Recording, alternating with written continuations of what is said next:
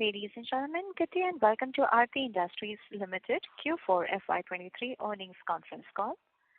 As a reminder, all participant lines will be in the listen-only mode. There will be an opportunity for you to ask questions after the presentation concludes. Should you need assistance during the conference call, please signal an operator by pressing star then 0 on your touchtone phone. Please note that this conference is being recorded. I now hand the conference over to Mr. Nishit Solanki from CDR India. Thank you, and over to you, sir. Thank you. Good evening, everyone, and thank you for joining us on Aarti Industries Q4 and FY23 earnings conference call. Today, we are joined by senior members of the management team, including Mr. Rajendra Gogri, Chairman and Managing Director, Mr. Rashesh Gogri, Vice Chairman and Managing Director, and Mr. Chetan Gandhi, Chief Financial Officer. We will commence the call with opening thoughts from Mr. Rajendra Gogri, who will take us through the performance overview, insights on growth plans, and outlook on the business. Post this, we shall open the forum for Q&A, where the management will be addressing queries of the participants. Just to share our standard disclaimer, some statements that may be made in today's call may be forward-looking in nature, and a disclaimer to this effect has been included in the results presentation that has been shared earlier and also uploaded on stock exchange websites. I would now invite Mr. Rajendra Gogri to share his perspectives.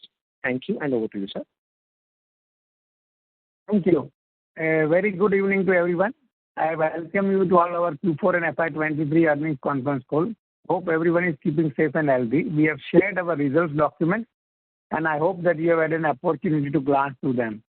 As all of you are aware, the financial year 2023 has been challenging from various aspects. What started with Russia-Ukraine conflict that disrupted the global supply chain transferred into an inflationary surge in input prices and energy costs.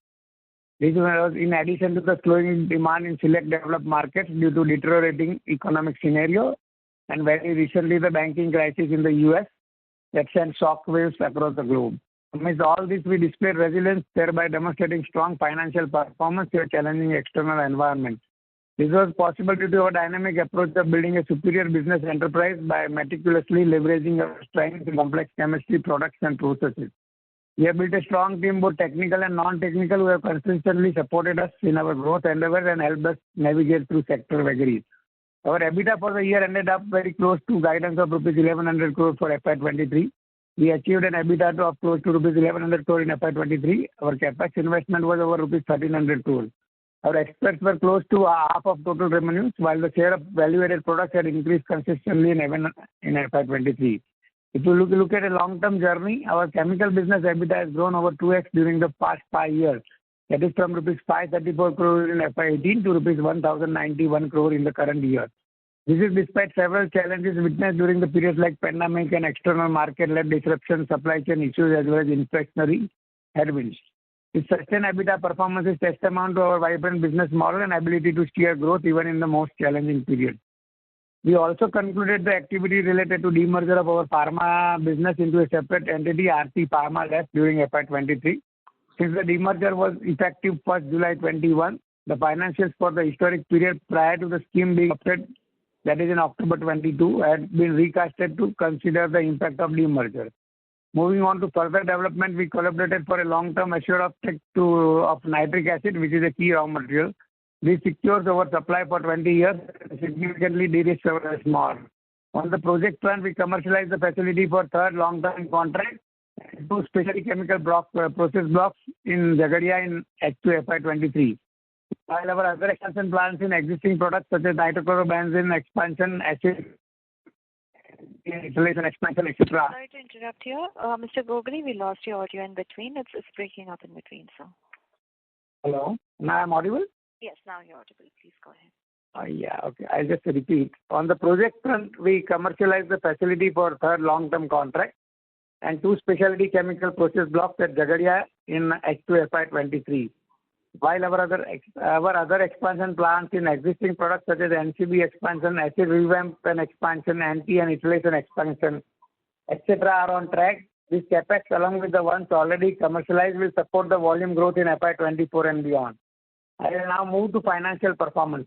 Initially, let me summarize the annual numbers. Our annual revenue increased by 17% to rupees 7,283 crores, while EBITDA came in at rupees 1,089 crores, higher by 19% over the normalized EBITDA of rupees 919 crores for chemical business in FY22, excluding the termination and shortfall income.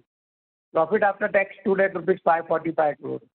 Premised on strong performance reported during the year, the board has approved a final dividend of rupees 1.5 per equity share of rupees 5 each. This is in addition to the interim dividend of rupees 1 per share announced during the year. With this, the total dividend stands at rupees 2.5 per equity share, that is 50% of the face value. Let me now share the financial highlights for Q4 of FY23. Revenue grew by 11% YOY to 1826 crores, with exports contributing over 48% of the total revenue. EBITDA rupees 250 crores, 250 crores for FY22, and profit after tax came in at rupees 149 crores versus 145 crores for FY22. Growth in revenue was on account of higher volumes from expanded capacity for key products as well as greater contribution from value-added products. EBITDA performance was marginally impacted by maintenance shutdown at acid unit and Kutch unit that resulted in higher cost by rupees 10 crores, and also some volumes had been impacted due to the lower operating days. Products targeted at discretionary industries remain suppressed as indicated in the previous quarter. However, it is expected to start recovering progressively during financial year 24. We witnessed some normalization in energy costs while raw material prices for key inputs had increased on a QOQ basis. As highlighted in the past, we have a robust pricing mechanism in place to mitigate the impact of such volatility, and the same is being passed on to the customer, thereby protecting absolute profitability. Our PAT performance was in line with the operational performance. Depreciation stood higher on account of newer capacity added during the quarter. PAT also factors in the one-time impact of write-back of previous period's tax provision. A few matters under appeals were awarded in favor of the company. Moving on to the production details for Q4 FY23, production for nitrochlorobenzene stood at 18,842 metric tons, while the same for hydrogenation came in at 3,315 tons per month. For nitrotoluene, the production for Q4 FY23 stood at 6,130 metric tons. During the financial year 2023, we collectively entailed capex of over rupees 1,300 crores towards growth initiative outlined earlier. We are targeting an annual capex of around rupees 1,500 crore for FY24 and FY25. This would be deployed towards building several products and chemistry, including chlorotoluene and downstream, which is a complex chemistry being introduced in India for the first time. Hence, here we will benefit from both import substitution as well as export opportunities for global markets. As guided earlier, we expect the volume growth to be robust in FY24 and beyond. In FY24, we expect the volume growth to be around 25%. However, due to global economic situation, part of this might be sold to non-regular markets, and the EBITDA growth in FY24 will be lower than the volume growth. I am excited with the upcoming opportunities in the chemical value chain and truly believe that this is a golden decade for us. We are incessantly working towards building scale for selecting high potential products and chemistries supported by our fundamental strengths and expertise. We have pioneered in introduction of several leading products and chemistries in India for global markets, and our endeavor is to continue doing that. We are optimistic and confident of exhibiting a robust growth, thereby enhancing value for all our stakeholders. Based on current business visibility, our EBITDA growth guidance for FY24 and FY25 remains unchanged at 25% CAGR. That concludes my thoughts, and I will now request the moderator to open the forum for Q&A session. Thank you. Thank you very much. We will now begin the question and answer session. Anyone who wishes to ask a question may press star and 1 on their touchtone telephone. If you wish to remove yourself from the question queue, you may press star and 2. Participants are requested to use handsets while asking a question. The first question is from the line of Rohit Nagraj from Centrum Broking. Please go ahead. Yeah, thanks for the opportunity. So first question is, you mentioned in the presentation and in your remarks that you have commercialized 2 specialty chemical complexes at Jagadia. So which industry these complexes will be catering to? Is it discretionary or non-discretionary? And what kind of potential revenues and margins that we are expecting from this? Thank you.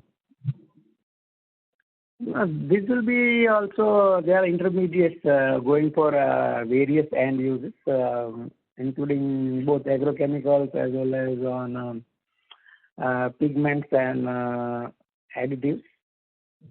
And they are mostly intermediate, so directly we will not be able to connect to a top line. So will these be for our internal consumption? Yeah, part of that will be internal consumption. Sure. And second question is in terms of the discretionary product portfolio. So is there any change which is witnessed from Q3 to Q4? And we are 1 month in Q1. So how has been the progress over the last few months on the discretionary product portfolio? Thank you. Yeah, globally there is a slowdown, and because of the higher interest cost also, there is an inventory correction. So it has impacted the demand, and from customers we are hearing that progressively the demand will increase on a quarter-on-quarter basis for different product line. Sure. Thanks a lot. I will come back in the queue, and best of luck. Thank you. The next question is from the line of Lokesh Malia from SBI Funds Management. Please go ahead.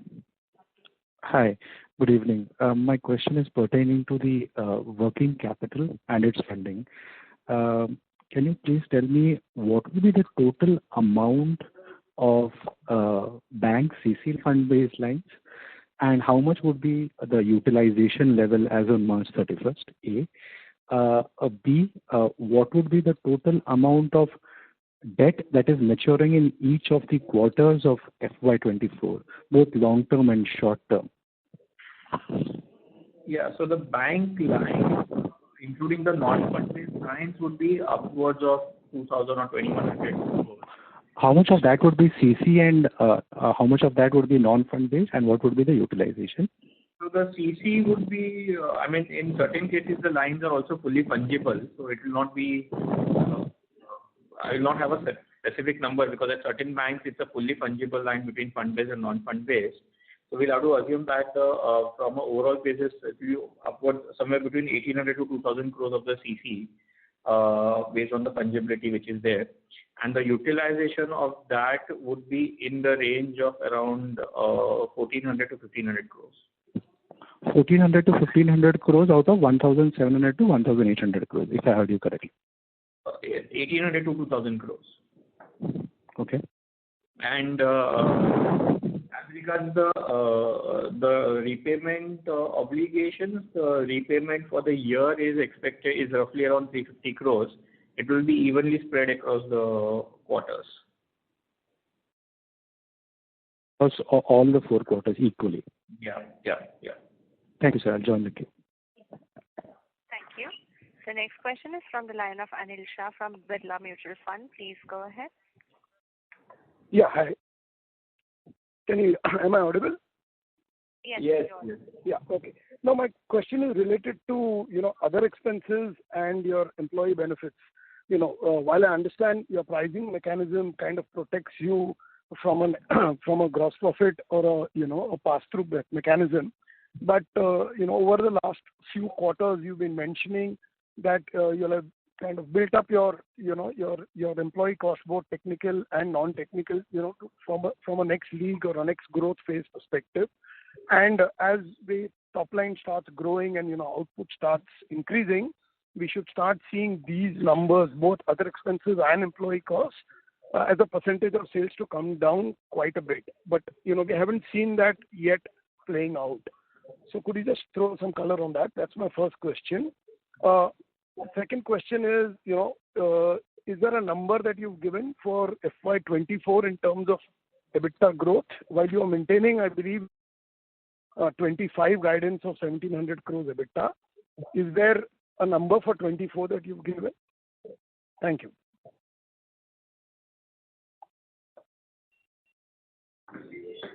Chetan, you can give on employee cost. So on the employee cost and other expenses, so there's a bit of an increase because of the new capacities which has came in the second half. So that's one component on that. And secondly, on the employee cost, there's been an annual provision which happens because of the employee benefits such as gratuity and leave encashment and superannuation, and those are there. And there is some expenses increase on the other expense includes certain costs related to the inland logistics on account of the volume increase which has been there in the quarter. So that has been the reasons for this. Sir, you want to address the other question? Yeah. Overall, we expect the manufacturing fixed cost, which is the employee as well as other costs, should not increase much now in FY24 as well as FY25. So I think that is what we had mentioned earlier also. And regarding on EBITDA guidance for FY24, we are looking at 25%, around 25% volume growth, but EBITDA growth will be lower because part of the volume will be going to the non-regular market. So it will be lower than that, maybe around, we can put number around 15%, but that more clarity will emerge as we go forward on EBITDA front.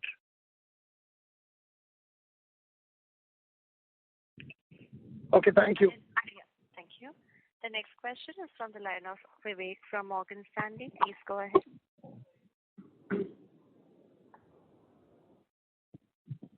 Thank you, sir.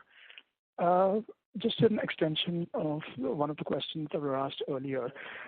Could you give a little bit more color in terms of the demand trends that you've been seeing in April and May with respect to some of your key end markets and also with respect to your domestic and export segments? And the second question was you mentioned that you made sales to non-regular markets given the demand condition, and you also expect to do this in the next year as well. Could you just elaborate what exactly you mean by these non-regular markets? What could be the share of this in the overall mix, and what is the margin differential between your regular markets? Thank you so much. Yeah. The demand in domestic and export market, is dependent on the segment by segment. So the discretionary, market demand is a little bit slow still, but, we have, demand in the agro and the polymer markets is sustaining. And as far as the non-regular markets are traditionally lower margin markets, which where we can put the product. So that's the market that we are capturing, largely China or this kind of market, where we are trying to push the product in case the demand is less from our traditional market, which can be Western market. Vivek, you have any further questions? Just two clarifications. So when you say non-regular markets, you mean more from a geographical perspective and less so from a segment perspective. Would that be fair? Yeah. That will be more on geographical, yes. Got it, sir. And any color on the margin differential between these non-regular markets and regular markets? It can be around 10-15% margin difference. Sure, sir. Thank you so much. I'll rejoin the queue, and all the very best. Thank you. The next question is from the line of Rohan Gupta from Nuvama. Please go ahead. Yeah, hi, sir. Good evening, and thanks for the opportunity. Sir, my question is on basically our agrochemical portfolio. If you can quantify that, how much our portfolio is catering to the products which are generics, final products are generics, and how much will be probably under the patented products? The question is also coming, many generic agrochemical players globally have given a warning about the huge inventory-led losses and increasing competition from China that is impacting the global market. So are we catering to end customers who are in a patented products or in generic, and what is the portfolio split? And are you also witnessing this kind of pressure in your agrochemical basket as well? Yeah, we'll not have the exact bifurcation between the patented and generic. We have both. But still, I think overall generic will be majority in the value from on overall agrochemical basket. And as I mentioned even in the last call, this agrochemical demand slowdown mainly because of inventory correction, because of high finance costs, is more also on product specific. Also, some of the products that we are seeing that kind of demand slowdown, but it is not across the board for all the products. So even in our portfolio, also some of the agrochemical intermediates, the demand you see that is getting impacted. Yes, yes. Okay. So, sir, if we impose this challenge in FY24, we are still struggling from the recovery in the consumption-led sectors like textiles, like paint, pigments, and all. Agrochemical may pose some challenges in the current scenario. Do we see that FY24? I mean,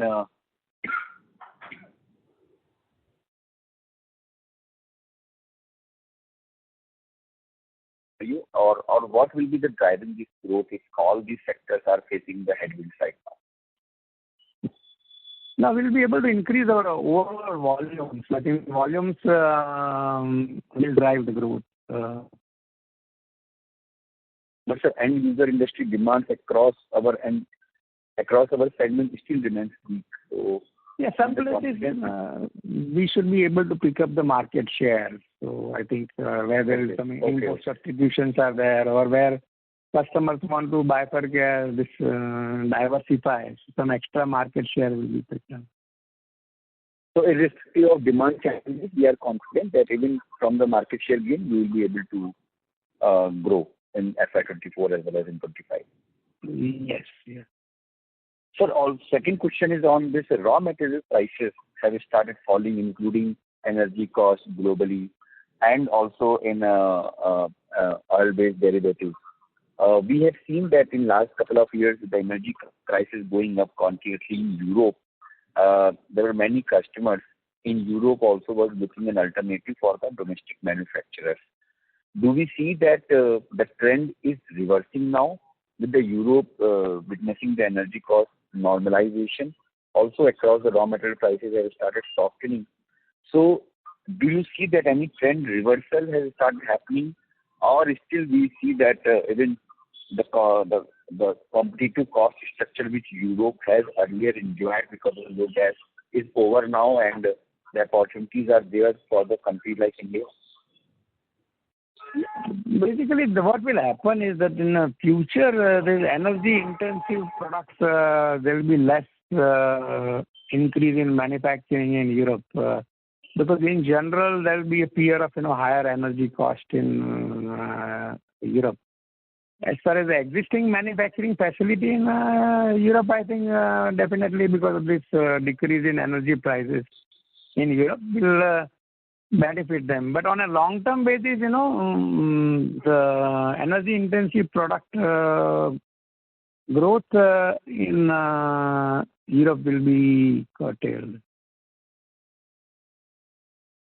Thank you, sir. I'll come back and for the follow-up question. Thank you. The next question is from the line of Aditya Khetan from Smith's Institution. Please go ahead. Hi, good evening, sir. Yeah, thank you for the opportunity. Sir, first question was on the CapEx side. Sir, we have given a guidance of 1,500 crore. I believe, sir, so during the last quarter and even during the plant visit, so we were given a guidance of around 1,200 crore CapEx. So there's an upward revision of cost CapEx which we have done now. No, we will be also doing this in our zone 4 also. So combined guidance we have been having for FY24 and FY25 about 3,000 crores. Okay. So this has been like, so because earlier we were giving a guidance of around 2,500 crore CapEx for the next 2 years. Now we have given a guidance of 3,000 crores. No, even last Concall also we had given 3,000. Okay.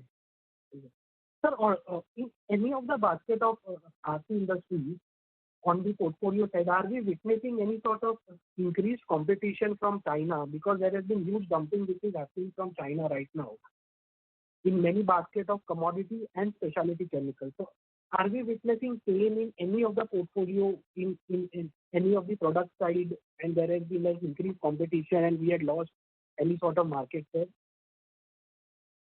No, I think that because of the general slowdown, that impact was there. But we are not seeing any increase in that currently. Okay. So we have maintained our market share. So despite like if there is an increase. Yes.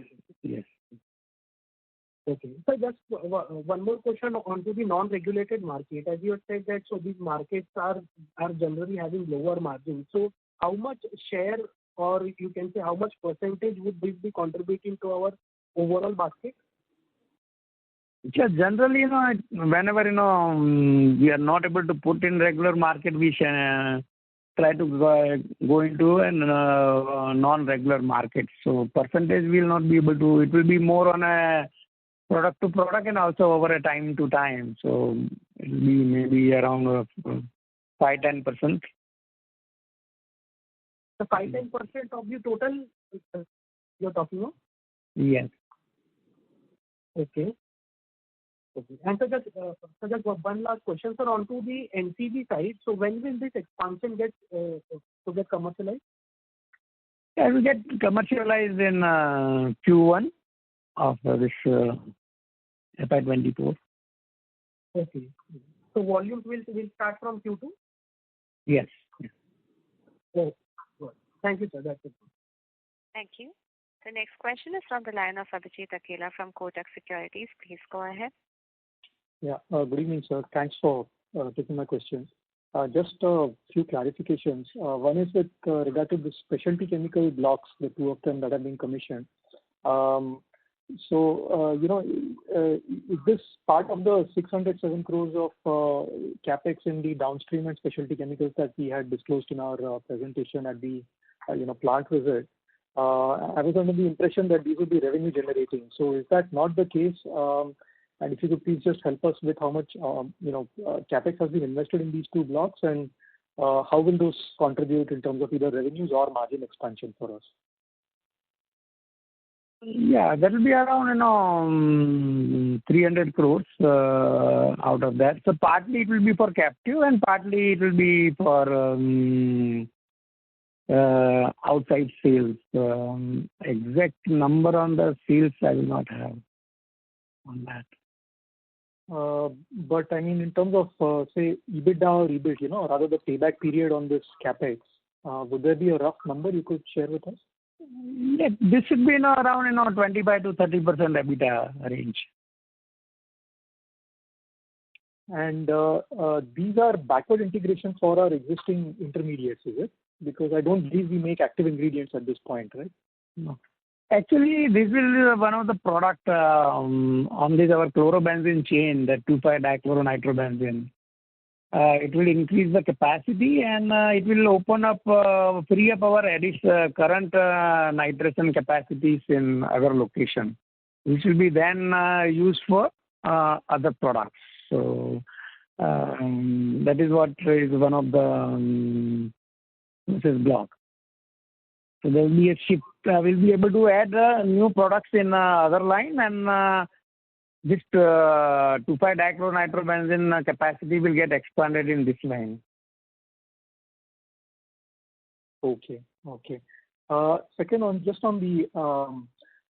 non-traditional markets where you mentioned that these are at 10-15% lower margins. So just wanted to understand it clearly that suppose in our traditional markets we are making say 15-18% EBITDA margins. In the non-traditional, are we sort of indicating that it will be 10 points lower, like say 5 to 8%? Is that the range, or am I getting it wrong? Yeah. So if you see on the gross margin, the price level is that lower in that range. Okay, so it's 10-15 percentage points.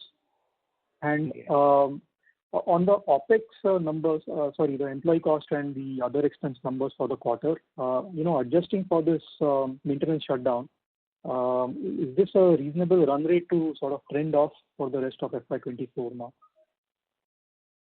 Yeah, I think that should be the run rate. Maybe a little lower than that. Okay. Lastly, for Chetan Bhai, just the tax rate guidance for next year, would there be any change given the low tax rate we have had in the past year? So I would assume the tax rates to be around 15 to 17% kind of thing for next year as well. Fine. So sorry, just one other last thing. I missed the volume numbers that were shared on the call earlier. If you would be so kind as to share them one more time. Thank you so much. Yeah. So NCB was, nitrochlorobenzene was 18,800. Yeah, 18,840. Hydrogenation for the quarter, hydrogenation was 3,315 for tons per month, and nitrotoluene for the quarter was 6,130. Thank you so much. All the best. Thank you. The next question is from the line of Rohit Sinha from Sunidhi Securities. Please go ahead. Yeah, hello. Thank you for taking the question, sir. One thing, wanted to know your thoughts on how the inventory situation right now is shaping up, what you are hearing from your customers, and overall what the outlook would be for Q1 and Q2, as we are hearing two different views from other companies that for some the situation getting normalized, and some are still saying that it will take another maybe 1 quarter. So how you are seeing this situation? Yeah, currently at least Q1 definitely there is pressure on because of the inventories, and as we mentioned, it will be a progressively. I think the situation will improve on quarter. Okay. And it is across your agro and polymer both side, or is there any skewness there? Yeah, both sides basically. Okay. And secondly, on the raw material side, as we are talking about that crude has corrected in the recent time, but if we look at benzene prices, it has been slightly on the higher side as compared to crude, and I believe the increased demand and a bit of demand supply shortage would likely to keep benzene prices on the higher side going forward as well. So how we should see this for us going forward? Yeah, as we know, we have a benzene, normally the benzene pass through, so this benzene price variation generally will not have any impact as such. Okay. That's it from my side. I'll come back in. Thank you. Thank you. The next question is from the line of Chetan Thakkar from ASK Investment Managers. Please go ahead. Good evening, sir. So first, just a clarification to Abhijit's question. You mentioned that the quarterly OP run rate will be similar to what we witnessed in Q4. But before that, you highlighted that there will still be 15% OP growth. How do both of these tie up? 15%? For FY24, you mentioned volume growth can be 25%, while OP growth will be lower, but still a 15% OP growth number for 24. Operating profit. No, I think you mentioned the expenses, not the profit, right? No profit, sir. So our exit operating profit is lower. Oh, okay. No, I thought this Abhijit asked, I thought was more on the expenses side as a run rate. Okay, got it. Yeah. So second is more on the cash flow side. So if you look at the capex that you're doing and the cash that can be generated, so fair to assume you will still be adding on to debt over the next 2 years? Yeah, I think there will be additional debt. So this capex will be partially funded by internal accruals and partially by debt. Okay, sir. Sure, sir. That's about it. Thank you so much. All the best. Thank you. The next question is from the line of Siddharth Karikar from Equirus. Please go ahead. Oh, hi, sir. So we have mentioned that we are looking at 15% EBITDA growth for FY24, which broadly implies we are looking at roughly 40% kind of EBITDA growth for FY25. So can you just give a brief color on what will drive this EBITDA growth in FY25, and what kind of volume growth are we looking in FY25 for this kind of EBITDA growth? We expect that whatever some volume which will go to a non-regular market in FY24, so that should get corrected by FY25. So that will be one driver, which will be for additional EBITDA coming out of that. And over and above this 25, another 15-20% volume growth, which will be looking at the in FY25. Okay, so got it. So secondly, in terms of now, given that we are speaking in terms of volumes, can we get a broad color at how has been the volume growth for FY23? FY23 number, Chetan? Yeah. Yeah. So on FY23, the volume growth is upwards of 15%. So even this year, we have switched something to the non-regulated market, looking at our EBITDA numbers for the last 2-3 quarters? Yeah, especially the Q4 part of the material were to be sold to non-regular market. Okay, so got it. Thank you.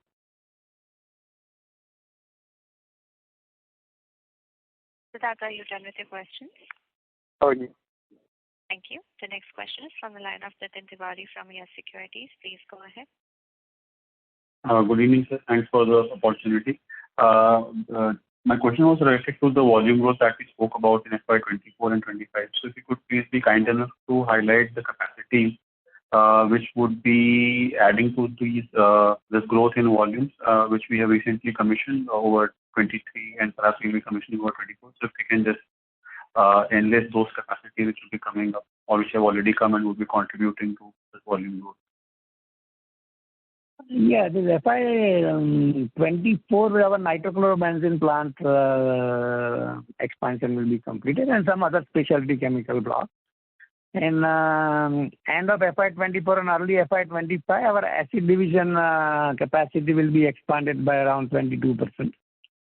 And our ethylation plant tripling of capacity will happen in FY25, and nitrotoluene debottlenecking also will happen in FY25. So these are the expansion which will come up in FY24 and FY25. And what has been commissioned in this FY22 and FY23, so that further ramp up in those facilities, which will drive the growth for FY24 and 25. Understood, sir. And sir, lastly, just confirming that our guidance of 1,700 crores for FY25 at operating level, that guidance is maintained, right? There is no change in that guidance. Yes. Okay. Thank you. That's all from me. Thank you. The next question is from the line of Tim Bassinets from Morgan Stanley. Please go ahead. Hi, sorry. This is Ritesh from Morgan Stanley, Investor Management. Sir, just to I was just looking at the numbers that you guided for and then was trying to back calculate. So when you say 25% volume growth and you say that, let's say, the incremental volumes all go into a business which probably is at a 10% lower gross margin, and let's say 40% is a blended gross margin, let's say 25, additional 25 rupees of volume effectively goes at 20%. So it implies the 8 rupees fall through to EBITDA. And your EBITDA margins are hardly, let's say, 18-19%. So 8 rupees extra on 18 rupee EBITDA margin in case, which still implies assuming your employee costs and other expenses are flat, still implies a 50% growth in your EBITDA. So I'm just trying to see what am I missing in terms of your guidance on volume and then the EBITDA growth delta, because you also said that OPEX will be flat. So either the OPEX will not be flat, or either your volume growth rate has to translate into similar EBITDA growth from there.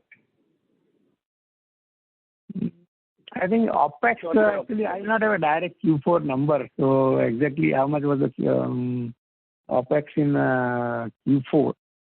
But overall, we are not looking much increase in OPEX in FY24 and 25 on an annualized basis. Not much significant increase in OPEX. And another thing is the entire 25% is not going to go in a regular, non-regular market. No, sir, I'm saying even if I assume everything goes into non-regular market, it still implies, let's say, if there was 100 rupees of volume you're doing, if you're doing 125 rupees of volume next year, and it's a 30% gross margin business, you still make 8 rupees extra gross margin. You had about 18 rupees of EBITDA. If that 8 rupees completely falls into your EBITDA of 18 rupees, it still implies more than 40% growth. So I'm just trying to understand where the math is failing. I think that you'll have to connect with Chetan separately on that. I think that would be a better idea. Yeah. Okay. Thank you.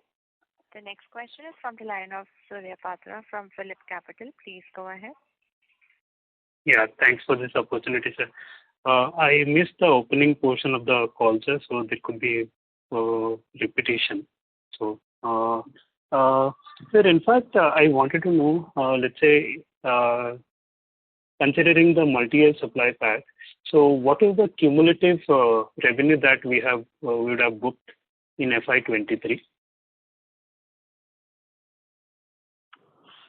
For the multi-year contract or the long-term contract? Yeah, all three long-term contracts put together. See, you are not sharing individually, but at least all three put together. I would not have that number readily with me. I will separately share it out. Okay. My next, so basic reason for that question was that I was trying to understand, sure, when you are saying, sir, 25% kind of a volume growth for FY24, then what portion of that growth is coming from the ramp-up in these three contracts?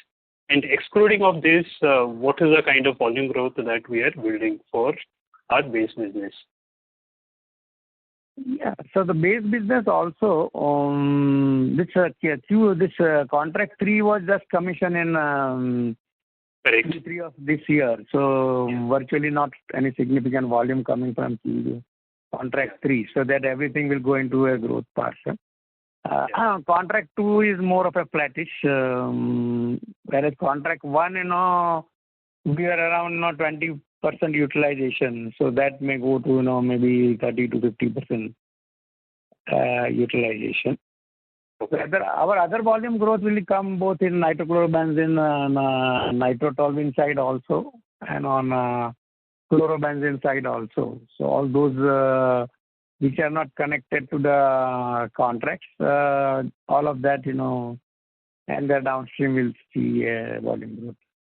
But when we are saying for nitrotoluene, so large part of the nitrotoluene led growth is expected to come in 2025, right? I mean, FY25, right? So that is for the expansion, but the current year, our annual production in nitrotoluene on an annualized basis was lower. We expect that on annualized numbers to be higher next year. Okay.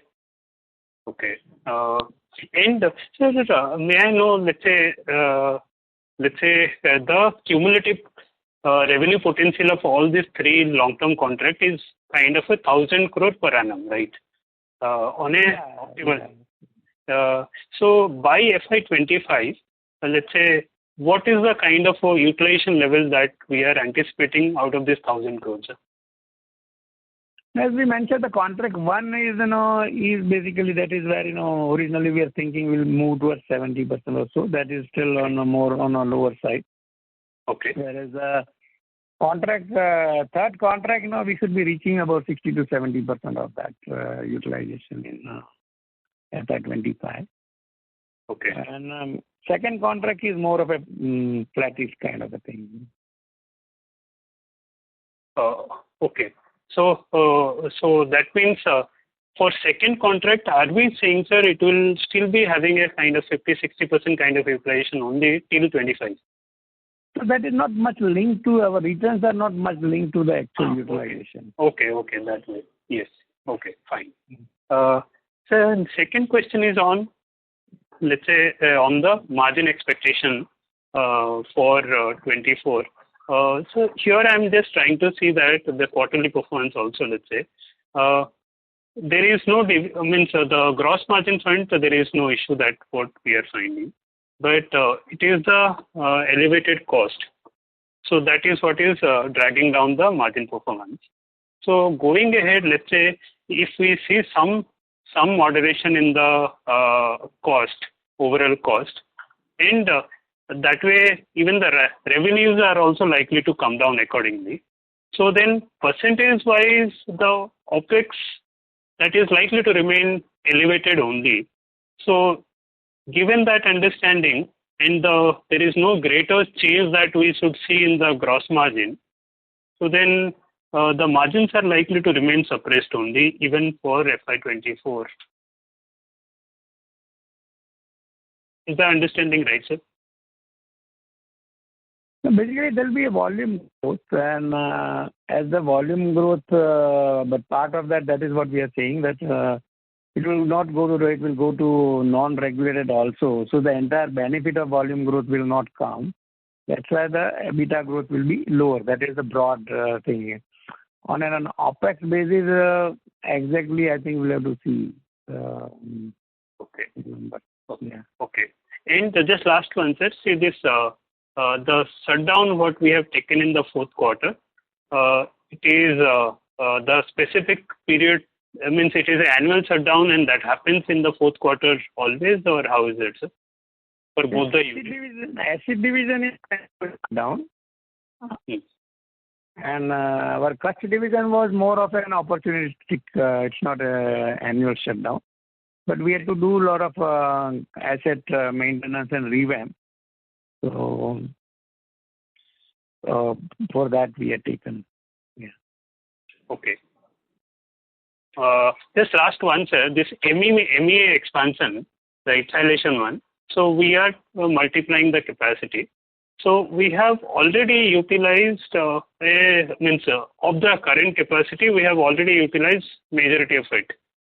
And so when we are talking about the full utilization of the expanded unit, so why are we saying FY25 is the period when the money will be really realized or business will be really realized out of that expansion? Because the entire 1 year is there and we have been seeing a kind of good progress on the MEA side. So anything that you are finding any difficulty in ramping it up or anything, sir? No, it will be commissioned in FY25, no? Okay. The expansion will going to get commissioned in FY25. Okay. That's why there will not be any increase in volume in FY24 coming out of that plant, that expansion. Okay. Okay. Sure. Okay. These are the questions, sir. Thank you. Thank you. The next question is from the line of Dhruv Muchalla from HDFC Mutual Fund. Please go ahead. Yeah, sir. Thank you so much. You commented earlier that you see excess inventory in the system. So I'm just trying to clarify, is it the products that you manufacture or the products, the final product, where are you seeing the excess inventory, or is it there at the both ends? No, actually, it goes from the ultimate customer and that back-end entire supply chain. Because of this high interest cost and all, and people are trying to reduce the inventory in the supply chain. It is coming more from the customer side back end. Okay, so their products are facing excess inventory, which is causing an impact for your products demand. Correct. Yeah. So it's not. So I'm just trying to understand. It's not at the both ends. I mean, it's not that your products are also facing excess inventory and the final products are also facing excess inventory. Both are actually connected in the chain, no? So because their side the inventory is built up, so they want to postpone for few different customers for different weeks or months. They want to postpone the purchase. That's how they were trying to reduce their inventory. Okay. And so when you're guiding for this 15% upwards of approximately 15%, as you mentioned, on 25% volume growth, are you also building in the benefit that you will get because the OPEX is likely to reduce? See, last year we had high coal cost, high freight cost, everything, which has normalized significantly. So does your guidance, and 50% of your products are 50% of business is exported, I believe you would have got impacted there. So does your guidance factor in that benefit that you will get because of the reduction in cost? Yeah, generally those are also direct costs, coal and freight cost. A substantial portion of that gets passed on to the customer. Okay. And part of the benefit remains. So that part benefit we are counting. But generally, even whatever the huge increase in ocean freight took place in FY21 or 22, we have to pass on because we cannot bear those kind of costs. in that sense. And Yeah. so lastly, when you mentioned that there is a margin difference of about 10-15% in the non-regular market versus the regular market, this is at the EBITDA level or the gross profit level, contribution level? Gross profit level, yeah. Gross profit. So, okay, got it. Perfect, sir. Thank you so much and all the best. Thanks. Thank you. The next question is from the line of Pujan Shah from Congruence Advisors. Please go ahead. Hi, sir. First of all, my question would be on the, as we have presented, we are showing a growth strategy, and we are saying that we are doing something developing in battery chemicals, electronics, chemicals, and new age. So can you just give a broad way, what are the types of products, how the market share is evolving, and when we have been ramping up all this capacity, and revenue stream will be coming on, like in which year specific? Yeah, our existing product line, all this expansion will get over in FY24 except the installation, and that volumes will come up. But the new one at our Zone 4, chlorotoluene and multipurpose plants, that commissioning will start from FY25, and the major volume growth from that will come from FY26 onwards. And what are the market, like how is the market evolving, and what are you seeing on that part? Like how the demand will demand will be favorable for our company and compared to global competitors like China and XYZ?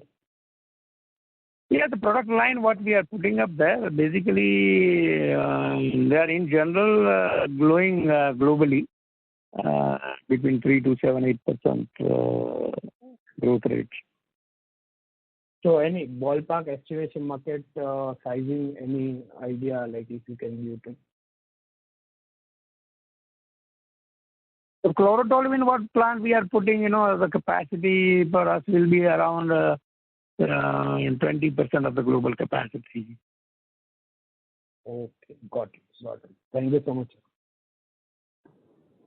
Thank you. The next question is from the line of Aditya Malakar from Ashika Stock Broking. Please go ahead. Thanks for the opportunity, sir. My question is that what asset turnover you are expecting in FY25 and beyond post ramping up of the capacities? Asset turnover generally will all depend on the benzene and toluene prices. Direct asset turnover will be more towards still, I would say, around 1.5 kind of a thing on a gross block level. Okay, thank you. That's all for. Thank you. The next question is from the line of Aditya Khetan from Smith's Institution. Please go ahead.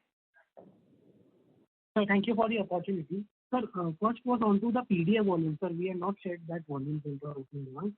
And secondly, sir, what would be the breakup of export and domestic for FY23? The PDA volume for the quarter is 348 tons per month. And FY23 exports was roughly around 48%, domestic is 52%. Okay. Just a question onto your working capital. So in this FY23, we had witnessed that the cash conversion cycle has been almost 110 days. I think this number is close to 2016-17 level. So this is the so working capital has been drastically went down in FY. Is there any particular reason, like there has been sharp dip into your into the receivables and also into inventory days also? Any particular reason you foresee, and what would be the rate which we can take for the next 2 years? So on the receivables, certain product profile, the product mix change has moved to a bit of a product where the working capital, the receivable credits are lower than what used to be historic. So that product mix change is benefiting on the receivables front. Plus, on account of demerger, historically the pharma business had a bit of a higher working capital, both on the inventory as well as on the receivable, which pursuant to the demerger got reduced from the Aarti's number. So that is where you are able to see the decline on working capital as well. Okay, got it. And just one more question on to our first long-term contract, so terminated contract. So currently, I believe it is operating at around 20-25% utilization, and Gogri sir has mentioned that it would be at around 70% by FY25. So just want to know, so the intermediate what is used to make this dicamba, so 2,5 DCNB, so that currently what is the utilization level? No, that was utilized at 100%, and now the new plant will come up. There the further ramp up will happen. Okay. So DCNB we are operating at around 100% level, you mentioned. Yeah, it was. We are making it at other location, and now it will be starting in Jagadia, and other location nitration facility will get freed up. Okay. And the 70% utilization. So for the next 2 years there would be like. So this business would grow at a much faster rate. This first long term. Yeah, this is still on next year FY24 it is 30 to 50, and then we see that how it can be further ramped up. Okay. Thank you, sir. Thank you. Ladies and gentlemen, that was the last question for today. I now hand the conference over to management for closing comments. Yeah. Thank you everyone for taking out the time to join us on our Q4 and FY23 earnings conference call. Hope we have addressed all your queries. If you have any further questions, please feel free to contact our investor relations team and we'll address them. Stay safe, and we look forward to connecting with all of you again in the next quarter. Thank you once again. Thank you.